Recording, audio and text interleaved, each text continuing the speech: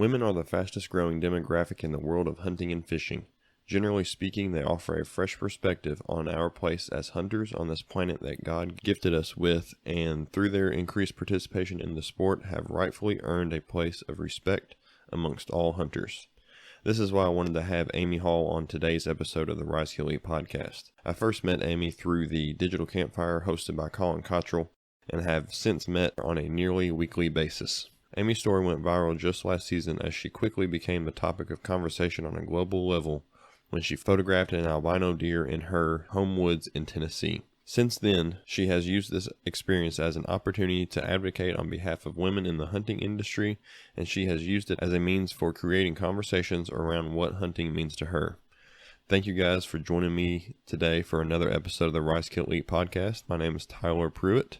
I'm very excited with today's episode and the great conversation that I had with Amy and being able to share that with you guys. Thank you guys so much for returning for another episode. This is episode 15 now, so we've been at this for a little bit of time, and I can't thank you guys enough for your continued support throughout this whole process. Now, I wanted to take some time before we get into today's episode with Amy and invite you to check out our website. So if you go to rkeafield.com, you can find all of our merchandise there. So we have some hats, we have some shirts, we have all kinds of cool items that I think you guys are really gonna like. And we also have links to this podcast. So if you're wanting to share the podcast with a friend, you want to share it with a family member, if you're wanting to save it for another listen later on down the road, then you can do that at rkeafield.com. And it's a website that's really all-inclusive for the brand of RKE Afield. So be sure to check that out. And again, that's RKE, so that's Rise Kill Eat,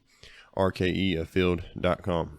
Now, I also wanted to invite you to check us out on our social media platforms. So if you go to Instagram, you can find us at RKE Afield. So that's at RKE Afield. So again, RKE as in Rise Kill Eat Afield. So RKE Afield. And then on Facebook, you can find us at facebook.com/RKE Afield. So be sure to go on there, give us a like, give us a follow. That way you don't miss out on any of our weekly episodes of the Rise Kill Eat podcast. You don't miss out on any sales that we may have on merchandise. And it just keeps you updated for anything that's going on in the future of RKE Afield and Rise Kill Eat podcast. One last thing before we get into today's episode. If you haven't been able to check out the Digital Campfire yet, go ahead and do that. You can find out more information at jointhecampfire.com. You can request more information there. You put your email in and Colin will send you some more information. And it really is a all-inclusive community of hunters from all across the country. That's actually how Amy and we first connected, was through the Digital Campfire. And there's so many other people that from all over the place that really offer some great conversations, really offer some great tips, some advice, all that kind of thing. And if you are wanting to join the Digital Campfire, you can use promo code RKE. So use promo code RKE, and that'll help out this podcast. So thank you guys so much. And one thing I almost forgot to mention is that as part of your membership to the Digital Campfire, you will be automatically entered into some pretty awesome giveaways that Colin is putting together. So he has some giveaways where he's giving away hunts, he's giving away bows, he's giving away all kinds of merchandise, all kinds of products from different people in the hunting industry. I mean, the list just goes on and on. It really is a great opportunity for any hunter of any skill level to get into a community where they can be involved with people who are interested in the same things that they're interested in. And of course, that's going to be hunting and getting out and appreciating the outdoors. So go ahead and request some more information at jointhecampfire.com for the Digital Campfire. And if you do decide to pull the trigger, go ahead and use promo code RKE. And that's going to help out this podcast. So again, thank you guys so much for listening today. And I really do appreciate it. And I think you guys are going to enjoy my conversation with Amy. We get into all things from a woman's perspective as somebody who is deeply involved in the hunting community. So I think you guys are going to enjoy a fresh perspective on hunting. So sit back and enjoy today's episode of the Rise Kill Eat podcast.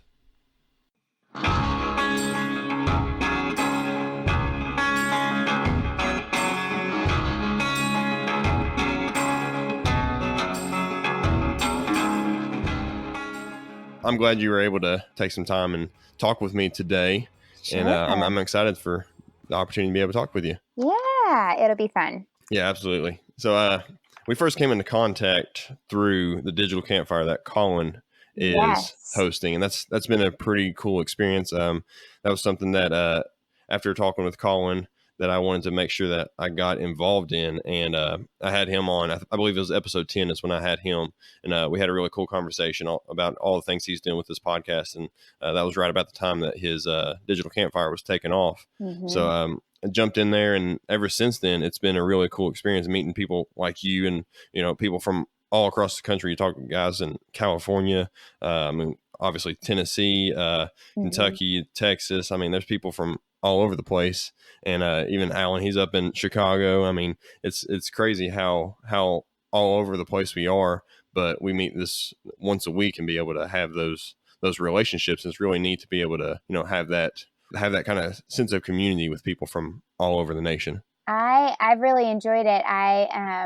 When I got Erica to join in, I was like, hey, you need to come join me because right now I'm the only girl, and it's okay, and it's been great, and all the guys are very respectful and everything like that, but we need some women in there because we do add, I think, a little bit of an extra in there, but I have learned so much from you guys in there too, just listening. So I've really enjoyed it. I keep talking to people about it. Yeah, that's good, because I mean, I've been trying to share it as much as I can just in this little platform that I have, and it's just because of that awesome sense of community that Yes. it has. And you guys, you and Erica being the only two females in there as of right now, you guys kind of offer a little bit of a balance, and that's really a big part of the reason why I wanted to have you on the Rice Kill Elite podcast today, is just because I wanted to kind of get your perspective as a female and as a hunter, as somebody who hunts and somebody who gets out and is very knowledgeable and very interested in learning more about hunting, just like all of us are. I wanted to kind of gain your perspective on that. And I want to I want to point that out as a new hunter. I'm still learning, and we all are still learning, but I still feel like I have more questions than answers at this point in time. Absolutely. The whole idea of, being a student, I feel like that's something that, at least me personally, I hope I never lose that idea of wanting to be a student. Like, I always want to be not just necessarily in hunting, just in life in general, like being a student of my wife, being a student in marriage, being a student of my kids, being a student in, my profession. I'm a teacher full time right now. So, of course, I always have to, learn new things with that. But then, of course, being a hunter as well, the whole idea of being a student is something that really resonates with me. I think it's important for us as hunters to keep learning. Yeah, 100%. Things are always changing. Somebody else is always doing something different that could work out really great for us. So I always have my ears on. That's what I tell my kids. Always have your ears on. Always listen before you speak. Like, just make sure you're hearing people and listening, because you might miss something, and I don't want to miss anything. Exactly. Yeah. There's always something to be learning. It could be something like you could see somebody do something that fails and you can learn that way. It's like, I don't want to do that because, it didn't work out for them. So it's probably not going to work out for me. So there's always ways that we can learn from each other. And that's something that the digital campfire has. We've all been very honest. We've all been very open with each other about, things that have worked for us in the woods and things that haven't worked for us in the woods. Yeah, it's been pretty cool experience. So I'm glad we were able to get connected there. I'm glad to have you on today, and I appreciate you taking a little bit of time on your Thursday evening to talk with me a little bit. Of course, I'm happy to do it. So you just got back from the World Deer Expo, and that's in Alabama, right? Yes, it's in Birmingham. I think this year was the 36th annual World Deer Expo. And yeah, we just got back from that. I had never been, I had heard about it. And so I really wanted to go and try it out, go see. Honestly, my main objective was to kind of rub elbows with people and see people that I'd been talking to online, but also honestly to go and try on some camo and see if it fit. And I was a little bummed that they didn't have any female, like true, honest to goodness hunting female camouflage for me to try on. It was a little bit of a bummer. Really? Yeah, when we went to the turkey thing that we have here in Nashville. Yeah, yeah. NWTF convention. Yes, we went to that, and I mean, it was everywhere. Women's camo was everywhere, and I didn't at that time have the time to try stuff on and all of that. You better believe this next year I will. But I was thinking that it was going to be kind of similar. And honestly, the people that were there, the vendors that were there at the World Deer Expo, they were great. There were some really great vendors there. I met a couple people there that were awesome, but there were a lot of vendors there that really didn't have anything to do with hunting. You had jewelry people, and there were people doing nails, It's the gutter interesting. people. Like it's kind of, it just seemed more like I felt like they could have honed in on who they allowed in Right. and Almost as like a vendors. fair kind of thing rather than a like a Yes. hunting convention type deal. Yes. Yeah. No, there were tons of hunting stuff Right. there, and Chevy and like all these and farm equipment and things like that, which was great. But you kind of had to sift through some of the areas. But it was nice to meet people. I met a couple that's actually from here in Tennessee, and we got to have dinner and hang out. I met Bianca of her humble hunt and got Oh to yeah. hang out for just a little bit. And Hannah, she's from Alabama. She's a noodler, a catfish noodler. I got to hang out with her for a little bit, and so it was good to say hey. It was good to kind of just be in the middle of it. My kids loved it. They had a lot of things for kids there too. So all in all, it was a great experience. I'd go back. I just wish that they would tweak a couple things and add a few things to make it a little better.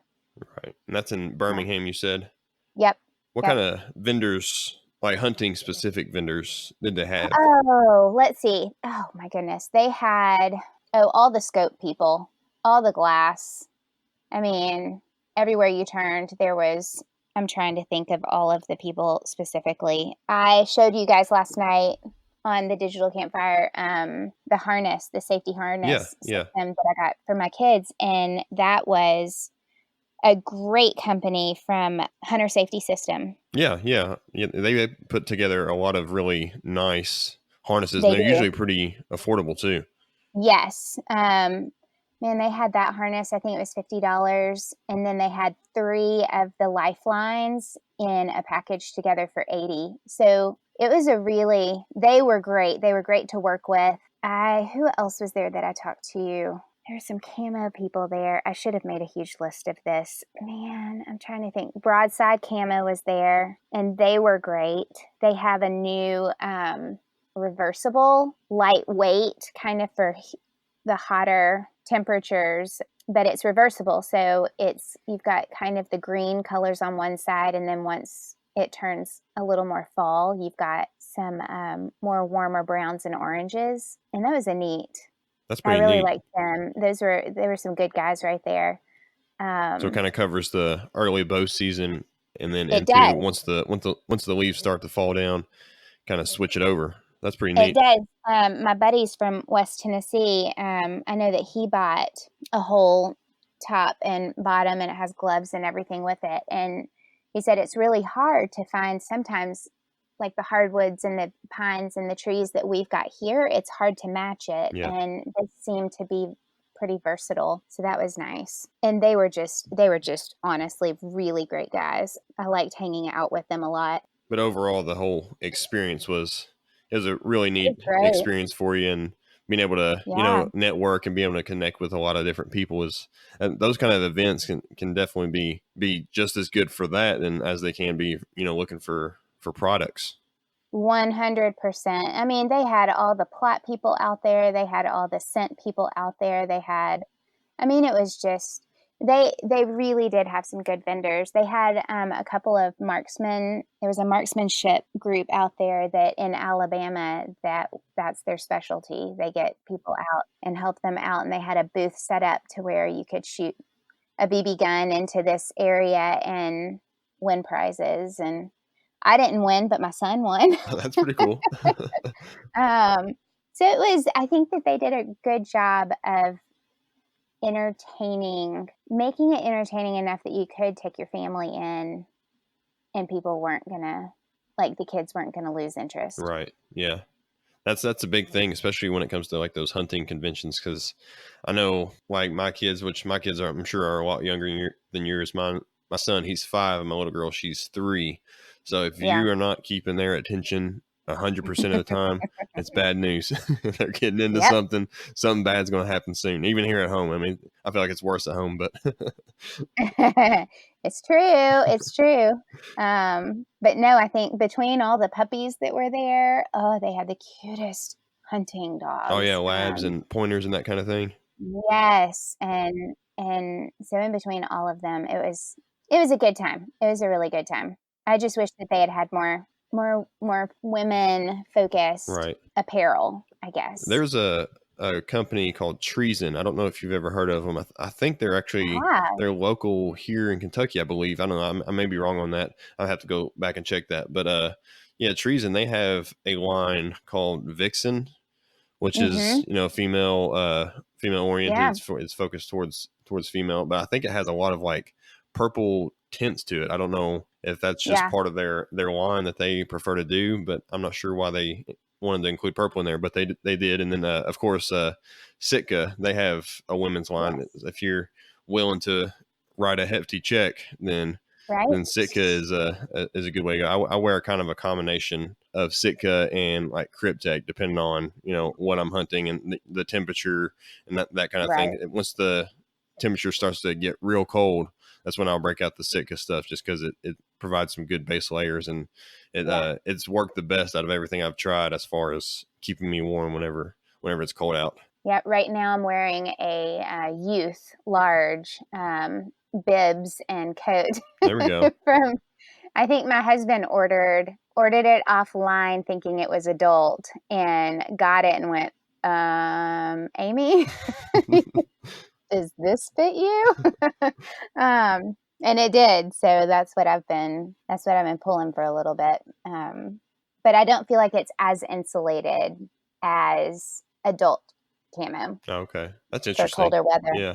Mm-hmm. It's just built differently for kids. They don't expect kids to be out there for hours and That hours must and be hours it. and Yeah. hours. So it is what it is. It works. It gets me out there in the woods. There we go. That's right. Anything that's going to get you out into the woods is going to work. Exactly. Even Yeah. with deer, I'm kind of a big fan that camo isn't all that important. It's not I guess in my sense, and what I'm trying to say is that it's not a number one priority like it would be for like turkeys or something. As long as you have like kind Yeah. of natural toned colors, you can usually get by with a little bit of not so camoed apparel. Yep. But yeah, so how did you get into hunting? Who first introduced you? When did you get into it? Okay, so it was just a couple of years ago. This will be my 4th season in the woods. My husband, he grew up with it. His grandfather took him hunting. I think he was 12 when he got his first buck, and it was rifle hunting, and he kind of grew up with it. He hunted a little bit here and there as we were married. This will be our 16th wedding anniversary, and so if I add it all back up, he had been hunting for 11 years before I kind of started thinking, okay, I want to do what he's doing, not just because I really think that it would be beneficial for both of us to be able to do this, but because he was getting to leave the house while I was watching the kids. Yes. Um, Right. and a little peace and quiet with nobody needing me, with nobody. I mean, it goes for work too. It's without, it would be really nice to get out in the woods by myself for a little bit. If I get to shoot something and bring it home, yay. But the peace and quiet and being out in nature was very appealing to me. So I said, what do I need to do? And he gave me the list of what I needed to do, and I knocked it out in about a month. And I was ready that fall to get up in a tree. So he really was, I guess, the inspiration. My brothers have hunted.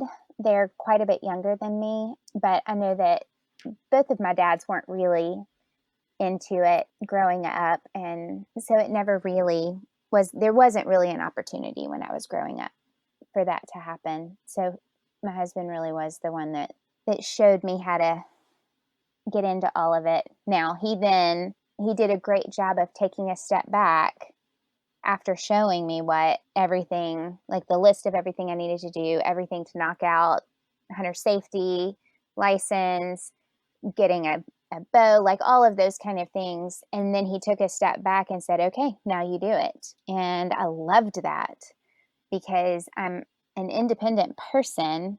I still need guidance, but I wanted to make it my own too. And so it was a really great way of him to know exactly who I was and what I needed, but also when to step back and let me just run with it. Yeah, that kind of reinforces the idea of, always being a student, because you had to be a student because, I mean, you were kind of given the foundation, but at that point it was up to you to really get out and to learn everything that you needed to learn for it. Yeah. Well, and he could only take me so far. We've talked numerous times about he can only take me as far as he's been as a man in the sport. And he said, but you are going to have to adapt to how this is going to work for you. And I will walk alongside you. I will, if we need to investigate things, let's do it. But there comes a point where you take the information that I've given you and the information that you have learned, and then you've got to kind of adapt and make it your own, because I'm not going to be able to pull out a big, huge buck by myself without trying to figure out how to do that. And it took 3 seasons to figure it out. And yay for Jet Sled. Yeah. I mean, I've sent them so many thank you for Jet Sled, because that gave me independence in the woods. And that is a feeling that for a 5'2" shorty out in the woods, that these deer weigh more than me, pulling it out was impossible by myself. And so for them to be able to make a product that I can take it out, and now I can not only drag a deer out, but I can get it up on the back of my car and do everything myself. That's awesome. And you just got to have a sharp blade and you're good to go, right? I'm good to go. That's awesome. I'm good to go. Yeah. So but it's trial and error. Yeah. It's huge definitely. trial and error. How I can reach, what I can see. And and every person does that. It's every individual hunter has to adapt these things to the way that they hunt, or adapt themselves to the way hunting is, in order to have good results. Definitely. I think everybody has something that we have to change based on how we're hunting, where we're hunting, what we're hunting. There's always something that we have to adapt to. Like you said, that just in order for us to be successful, in order for us to be not just successful in putting the animal down, but after the fact too, like you were mentioning with the whole getting the deer out, you had to figure out a way to get that deer out. And I'm sure I'm sure a couple of times you probably tried to drag it out and you're like, well, this isn't going to work. And there's been times where I've had to drag a deer out and I'm like, holy crap, this is not going to work for me. Yeah. Like 2 years ago. Yeah, exactly. Call a friend and try to get this thing out of here. And it's just the mess. Like 2 years ago, my brother-in-law, he had shot a deer. I took him on his first hunt, and we ended up getting a deer right before the sun went down. And when he shot it, he was already on like an incline. So when he shot it, it rolled all the way down this hill. And I mean, it was about 150 yards, and it felt like it was straight up. And took us, a good probably 45 minutes to get that thing up the hill. And it was times like that I'm like, holy cow, if he wasn't there, like that was going to be a heck of a haul. And so the way I adapted to that after that little instance there was I started using the gutless method. I'm not sure if that's something you're familiar with, but basically you quarter out like a whitetail deer like you would like an elk. So you just kind of started taking in some trash bags after that. And that's something this past season that me and another buddy, we did after I shot a doe at a farm here where we live. But we did that, and we were, from the time that we found the doe, we were out of there in less than an hour with all the meat. Nice. So it was those adaptations are definitely something that you got to consider. Yeah, where we hunt, we have to clean everything up like nothing happened. Okay. It's in a residential area, and so they don't want to bring coyotes and things in. So it's pretty much field dress, bag up everything that you just emptied out, and and clear out like truly nothing ever happened right there. Yeah, that sounds like a pain. I would say it's a pain, but I get to hunt Right, there. exactly. And Yep. it's a gift to be able to hunt there. And if that is what we can do to make sure that the owners there are comfortable and that everybody's happy, then I will by golly do it. Right, exactly. Every That's a good time. way of putting it. Every time. Yeah. But yeah, going back to just adapting, I wish that my uncle was the one that put me onto the jet sled, and I wish he had told me about it way sooner. It's like, oh, that makes so much more sense. But yeah, just adapting to each of the surroundings that you find yourself in. Right. It's been a journey, definitely. Now, I'm sure being a female also, I'm sure that you've experienced maybe some stereotypes. It could be from, other female hunters. It could be from male hunters. I'm sure you've experienced maybe not direct stereotypes, but you kind of get a sense of things. What's kind of your experience with that? It's kind of hit and miss. In the hunting community, the people that I have come into contact with, everybody has been so super supportive. And I have appreciated everybody listening to questions I've had, no matter how dumb they are. As a teacher, there's no such thing as a stupid question, Exactly. but Yep. sometimes it can feel that way when you're asking it as a newbie. And so I've never in the hunting community been treated that way. Outside of the hunting community, all of my girlfriends here, they are super supportive. They might not necessarily eat venison or ever want to go hunting or want to talk about it, but they're super supportive of what I do. There was an article that came out in Fox News about the albino buck that I saw, and the comments, which, we shouldn't really pay attention much to comments on things, but the comments were kind of hit or miss. In Tennessee, you can't shoot an albino. And so a lot of people it was either, well, why didn't you shoot it from hunters? I would have shot that. She missed her opportunity. Or from non-hunters, I can't believe you have told the world about this. Somebody's going to come poach it. Down to some women who outright called me some pretty horrible things. And it wasn't the men, it was the women.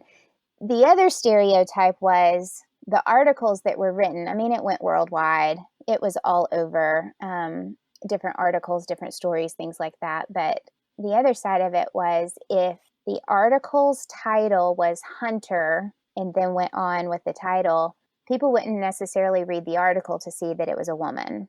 And so it was automatically assumed that it was a man. And not that it offended me that they thought I was a man, but it just made me wonder, in this age, sometimes it still does feel like a male-dominated sport, and it kind of still is. Even though the numbers of women coming in are increasing, it still is. And so that stereotype of, well, if it was a hunter, it was a man, was still there. It was still prevalent in the responses. So I've gotten a little bit of everything, but mostly support, especially from the hunting community. Now, how long ago was that article ran? That article ran a little bit after Thanksgiving last year. That was through Fox News, you said? Mm-hmm. Fox News. It started in Nashville, and I had to have a discussion with a couple of the news agencies because they didn't ask permission to run it, and they didn't list me as being the photographer or anything like that. So we had to fix a couple things here locally. But then the Big Daddy Fox News called and did a whole interview on the whole thing, and Reuters did, and I think there were a couple of other people that called and did interviews, but all of a sudden it was just everywhere. So if you Google Amy Henderson Hall, albino buck, you'll get like 10 or 15 Google pages of articles. So it was a little crazy there for a bit. I'm glad it kind of died down a little bit. Yeah, definitely. I'm sure that was especially, that time of year, you're wanting to focus on hunting, not necessarily on all that kind of stuff. Hunting and family. Right. Yeah, it was fun. It was exciting. And since then it has been a good foothold in doors to be able to open up conversations to women in hunting or into NASP being archery in schools and all sorts of other things. So it's been a great way to get on and talk to people like you. Exactly. Yeah. I mean, that's a crazy experience. And I'm sure like kind of like what you just said, that there were things about it that were pretty neat. And there are definitely things that have come out of it that, that have been positive, but I'm sure in the midst of it, it was, especially whenever Fox News is calling, wanting to interview, I'm sure, It was exciting. yeah, I'm sure it's exciting. I'm sure it's a little crazy going on at Mm-hmm. that time of year. Yeah. So Yeah. in Tennessee, you can't shoot albino, right? No, you can shoot a Okay, I was going piebald. to ask you, what about a piebald? Totally legal to shoot a piebald. You just can't shoot albinos. Yeah, Yeah. thinking about it, and I'm thinking about me and being potentially in that scenario, because it's extremely rare, but that's obviously something that I feel like a lot of people think about. I just don't know. I don't know. I feel like it'd be pretty difficult for me to even shoot an albino just because of Yeah. the rarity in the sight, and it would be. I don't know. I feel like I would not necessarily freeze up, but I just wouldn't want to act on it. I don't know. It's just sitting here thinking about it. That's kind of what my first reaction is, but that's an interesting situation. Mm-hmm. It was, when he came up, it surprised me. I didn't know what I was looking at there at first, but when he came up, it was the question of, okay, first of all, I know it's illegal. I think hunter safety courses, we were talking about it in the Tennessee hunter safety course, but for some reason I knew it was illegal. But at the time, the longer he hung out with me, I think the more I noticed some of the things that, I don't know, he couldn't see well, he couldn't hear well. I could make noise and it didn't startle him. He was right below me, so he couldn't smell me. It was just one of those, I don't know, it's like shooting somebody in the back. He had a lot of things going on that he was old enough that I was pretty proud that he had made it this long. Right. Because other people And wouldn't have those same kind of feelings towards them. no, no, or just predator wise that he had made it that long. And so I don't know. I've got a little bit of Native American in my family history, and they believe that that animal is a spirit animal. And I don't know. I don't think, I've said over and over again, I probably wouldn't have shot him if it had been legal. It was a great experience to sit through for about 30 minutes and just enjoy the fact that that might never happen again. And I'm pretty lucky to sit here and record it and be able to show it to my kids and say, this was something that happened in my lifetime. It was pretty neat. That is a pretty cool experience. That's awesome. And like you said, it's something that you could definitely show your kids, and I'm sure you could use that as a way to introduce your kids. I mean, you mentioned getting archery into schools and that kind of thing, being involved in that kind of Yeah. stuff. But how have you been able to take your experiences in the woods as mom and be able to apply that to your kids? We have actually, we've always been outdoorsy. We've always been hiking, camping, that kind of thing. My husband's a wildlife biologist, so the kids are constantly learning, which has been fun. At the same time, it has been in the last 4 years fun for my daughter to kind of see, oh, mom can do this too. Or my son watching and seeing women can do this too and respecting that. And it's been exciting for them to see it. It's been exciting this summer. My husband's been working out of state. It'll be 4 months by the time he gets back. So I'm in charge of all the management that's going on right now. And so they've been with me every step of the way. They've been learning, what minerals to put out, when we need to put them out, putting trail cameras out, everything. So it's been really fun to walk them through this process. I don't know. I can see the difference. My daughter is 11, almost 12, and my son is almost 10, to see who is going to be the most interested in actually getting into the tree stand. Both of them will be getting into a tree stand this year, but it'll be interesting to see who might actually shoot something. Right. I don't know. Yeah, that's going to be something fun. I'm sure that you guys are going to enjoy watching that and kind of seeing how they react in the woods. And Yeah. me with my son, he's 5. He's gone on a few hunts with me. He's gone turkey hunting with me a couple of times. He's gone deer hunting with me a couple of times, just sitting there in the blind. He's never been behind the gun or anything yet, not quite yet, but he will Yeah. be soon. But and just the seeing it the way that he absorbs everything around him, it's just so really, it's so cool to watch, just watch him learn in the most raw form available. I mean, he's out Hmm. there, he's experiencing everything, and he's learning in that experience. So I'm sure that's something that you guys are, I'm going to be looking forward to watching this season. 100%. 100%. Yeah. And I'm sure with them, helping out with everything, the just the idea of them taking ownership of a piece of land is something that is refreshing. That's something I talked about with Jack Carr. He was on my last episode. He's a retired Navy SEAL and author turned now, but he was talking about the idea of his kids taking ownership of land and just watching them, I guess, become students of that land.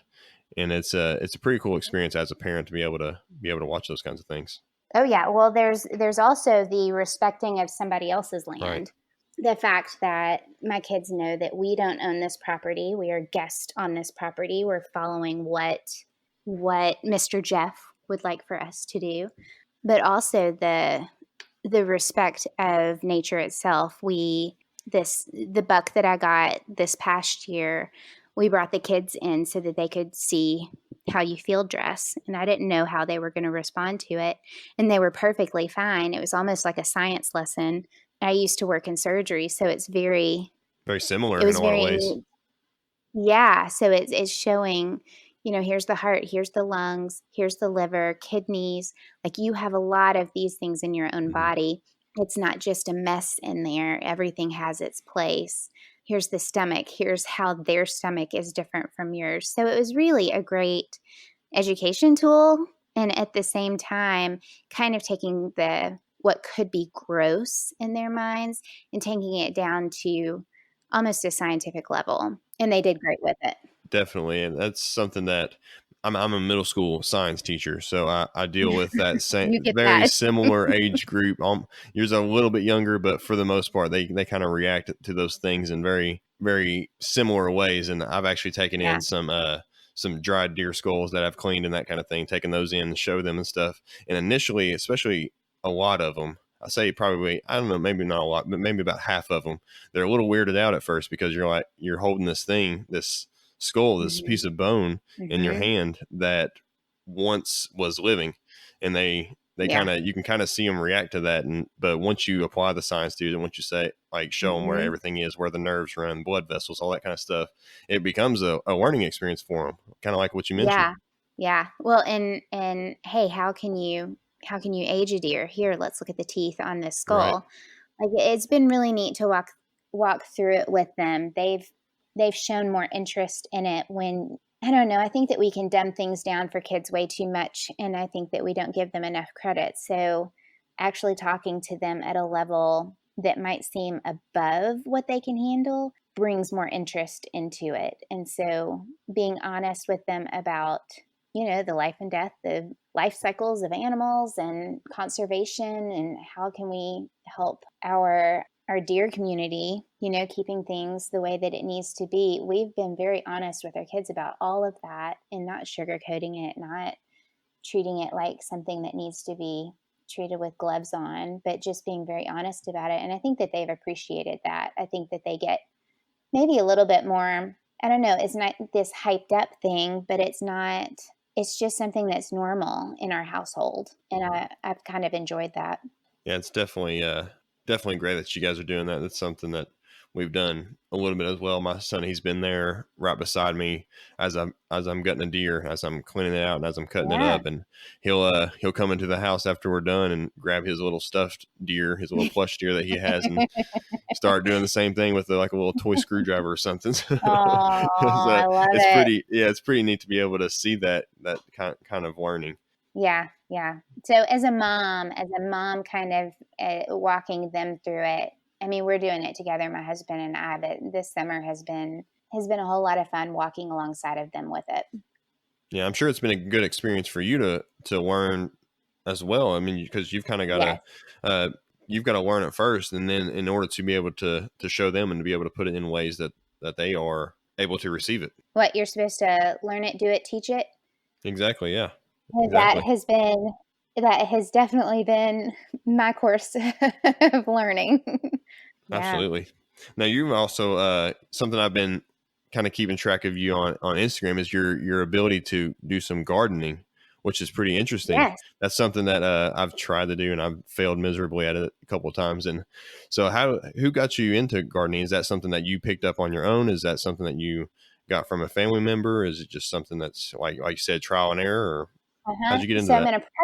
I'm gonna preface this that my hashtag that I use on all of my gardening pictures is the adventures of a black thumb gardener. I kill everything. It is actually a joke in the house. If you want the plant to live, then my husband needs to take care of it.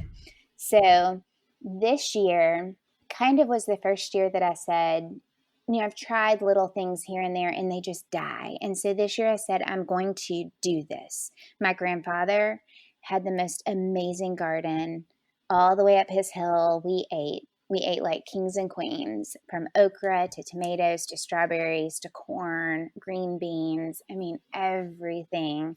He would he would put them in jars. We'd have them all year round. And I have always wanted to do something like that. So this year I put an above the ground here in south of Nashville, we're all on limestone.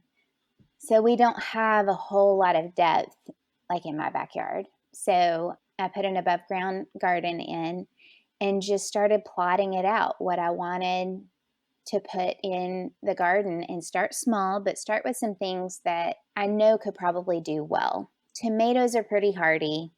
They love the sunshine. And so I knew I wanted to start with tomatoes, some cucumbers. My daughter loves cucumbers, and herbs. And so I thought, okay, let's just start small this year. And maybe I won't kill everything. And it actually has been amazing. It has been, everything's done, not everything. I killed the lavender. It did die. It did not make it, but I've heard lavender can be a little picky on what it needs. But the tomatoes are looking great right now. The cucumbers are out of this world, and we just had our first experience in canning pickles, and they turned out good. Not great, but good for a first start. I don't know. So this is kind of, I'm a newbie to the gardening. I have a heart for it. I just want it to work so well. And so far this year it's gone pretty good. Yeah, that's gardening is something that I've tried a couple times. We're able to get a little bit out of the times that I've tried it, but yeah, I think I had some very similar experiences to some of yours early on. Is that it just ended up dying, or it got ate up by Mhm. bugs and worms and everything. Ended up Yeah. eating more of it than I did, and but just the whole idea of being able to grow something and be a part of something and have it Mhm. grow from the ground that you're caring for, it's just something really neat about the whole process.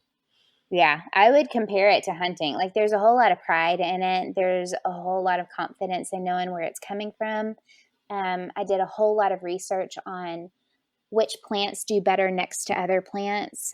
Some plants really don't like to be next to certain plants. And so learning that beforehand and kind of plotting it out and not just putting it in the ground willy-nilly.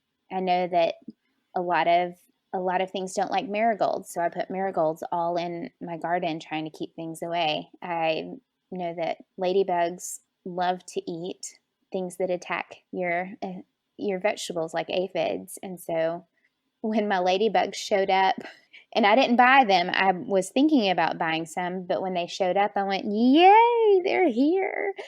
So I did a lot of research on trying to figure out, dill likes to be beside cucumbers, but cucumbers don't necessarily like to be next to tomatoes. You put your peppers next to your tomatoes, and lemon balm is really great because it will detract some kinds of bugs. And so it was really neat, kind of investigating. I love learning about things, and so I loved learning about some of the do's and don'ts in gardening. That's really interesting. Is it just a matter of, I guess, the biochemistry that's going on with the Mm-hmm. plants that's Yep. involved? That's really neat. I would have never Yep. have considered something like that. That they want to grow next to certain things, or they don't want to grow next to other things. That's really neat. Yeah, the smells and the colors and the way that it detracts things. I did end up putting a chicken wire around just to keep neighborhood cats out, but cats evidently don't like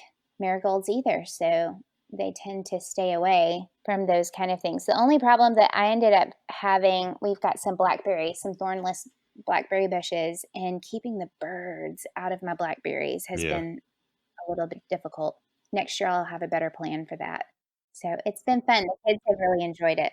That's awesome. That's something that my people that I know of who've tried to do blackberries, that they've tried Hmm. to or they'll and when they start to grow, they'll have to get them real fast, because if you leave them out there for any amount of time, those birds are going to come in and sweep them up. They They'll be take gone them. before you even get a They chance.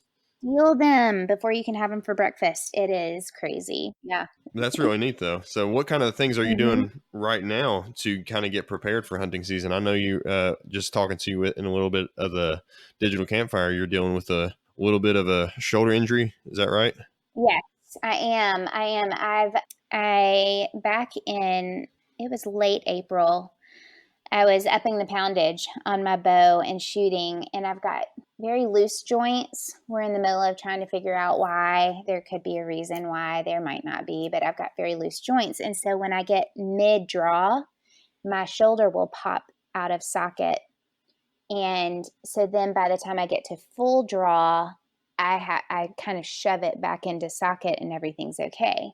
When I upped the poundage the last time, upped it to about 45, and I was excited about it and it was doing great and everything was okay. And then I drew back one time and my shoulder popped out, but it popped out a little further than it normally does. And when it popped back in, it pinched a couple of nerves and it ended up, I had a few micro tears in some tendons and muscles, and it shot all of my progress to pot. I was so frustrated. I couldn't pull back on anything. I couldn't raise it over my shoulder. It was just they called it a partial dislocation, and they said it's going to be a while. You're going to have to be patient. And my chiropractor did a great job. We used dry needling Yeah. and all of that. Like they did a great job, and I've just been cleared in the past couple of weeks to get started back at a very low poundage. I'm working with a guy out, is it Utah? Is it Dr. Preston? We talked about him a little bit last night. Yes, Yeah, I we talked connected to with him him last night, about him last actually, night. after our He's talk. amazing. Yeah, he's amazing. He has been great, just kind of helping me get a plan together, but to also work on, what can I be doing in the meantime to strengthen the muscles around that shoulder? Because he's in physical therapy. He is an art. He does do archery and bow hunting and that kind of thing. So he knows exactly what my goals are, and he knows what my plan. Like I would love to be bow hunting with a compound bow this fall. That's not Right. going to happen, and that's okay. He's reminding me, this what's more important is that we get you bow hunting next year. Like let's focus. Let's focus on long term. Let's focus on, what are some of the exercises that I can be doing using small weights, using my own body, slowly getting back into push-ups and things like that, because I've got to strengthen the muscles around my shoulder to support those tendons and keep that shoulder locked in place so that it's not popping in and out and possibly hurting it in the next season. So he's with Mountain Physio, and he's been great to be able to work with. Even though he's clear cross on the other side of the country, he can diagnose me quickly and get me working toward a goal. Other than that, it's been minerals and trail cameras, and we've had to clear some trees this year because we had some tornadoes come through, and just typical maintenance of property. Yeah, those shoulders, they can be tricky. They have such a wide range of motion that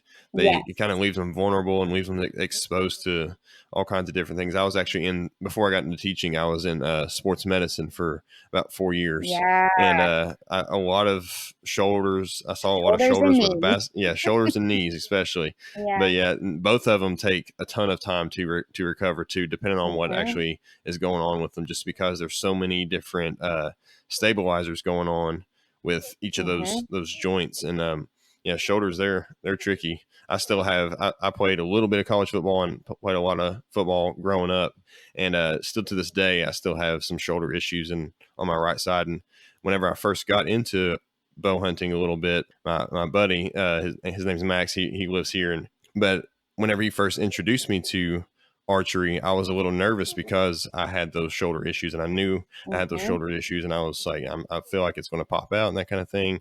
And it took quite a bit of not just mental awareness and mental preparation, Hmm. but also quite a bit of physical preparation, just because Yes. like I knew that it wasn't where I wanted it to be as far as my shoulder strength goes. And it just took a matter of just getting out there and just practicing, which my situation's a little bit different than yours, because mine's uh, just I think mine's not necessarily an acute type of injury where I had the like tears like you did. I think mine was just like Hmm. a general instability. But yeah, there was a Yeah. lot of it that especially with bow hunting, that it kind of makes you a little nervous pulling back on a bow. Yeah. I love that he specializes in the same thing that I'm like, he knows the exact exercises that I can be doing to strengthen those parts of my shoulder that need help the most. And I wouldn't normally know that. I'd be like, okay, I need to do, push-ups. I need to use my weights and be lifting and all of that. And he's like, okay, slow, slow, slow, slow, slow. It's twofold.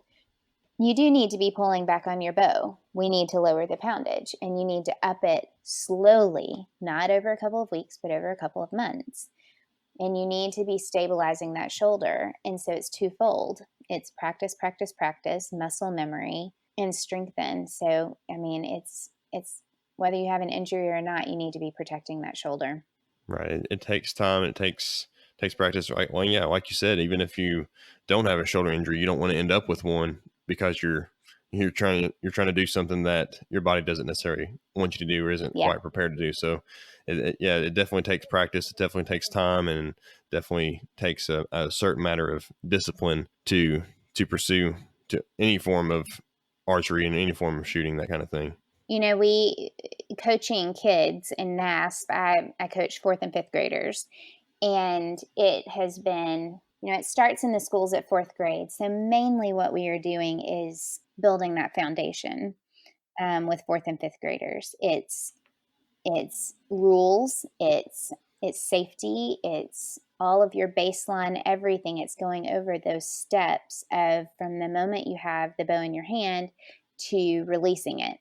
And there are 11 steps. And so I am constantly reminding myself, follow these 11 steps, because a lot of it has to do with stabilizing your back and your shoulder. And they don't know that. They just know that that's part of the 11 steps.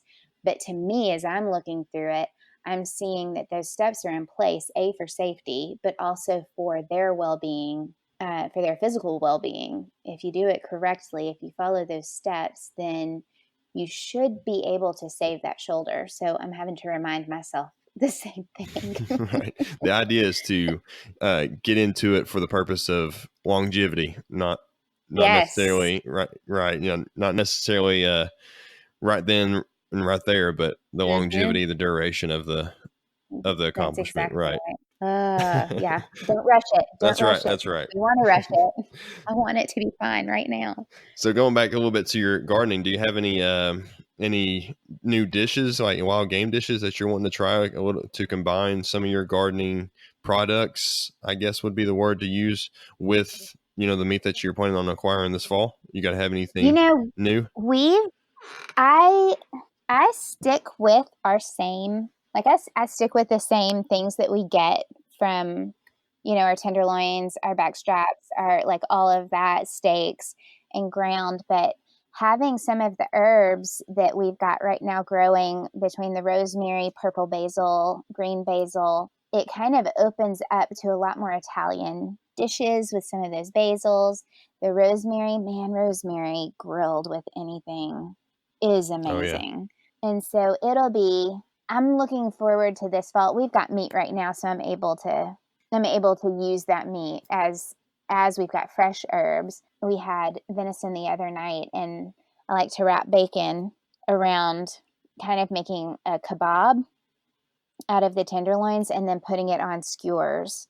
And so wrapping it up and putting that rosemary in between each, like the bacon and the venison, and then grilling it. Oh yeah. It's That sounds pretty good. tasty. It's pretty tasty. But for the most part, I've got a marinade that I love to use on my venison. It is very simple. It's pretty much white vinegar, honey, garlic. I use liquid aminos instead of soy sauce. But brown sugar, of course, because brown sugar makes everything better.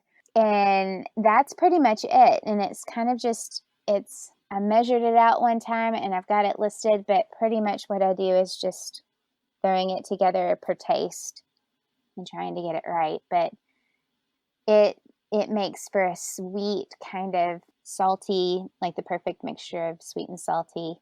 It's my go-to recipe for introducing people to venison. Most people love bacon, most people love soy sauce, and most people love brown sugar. So it's a good way to introduce non-hunters and people who've never tasted wild game before into it.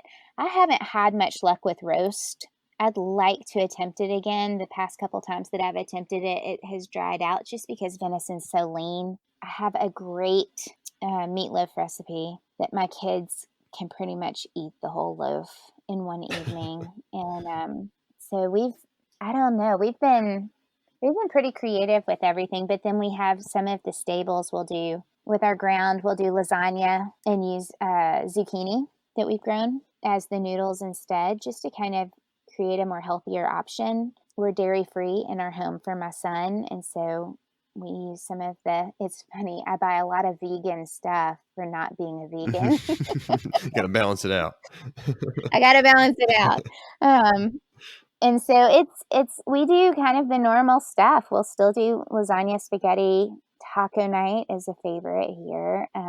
But my favorite is still getting those steaks and tenderloins on the grill, on the Traeger, on whatever we've got, and cooking them and enjoying them. It's always a good night when venison's being cooked. That's right. It's hard to beat a good piece of venison, no matter what it is. It could be backstrapping, it could be steak, it could be just about anything.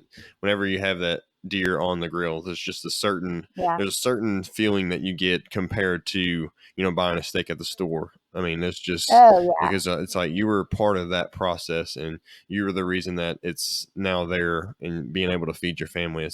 It's a awesome experience and awesome feeling to be able to share that, especially with friends and family. Yes, and the convenience of it. Yeah. During the rest of the year, just having it whenever we need it. It's in the freezer. Exactly. Yeah, exactly. Yeah.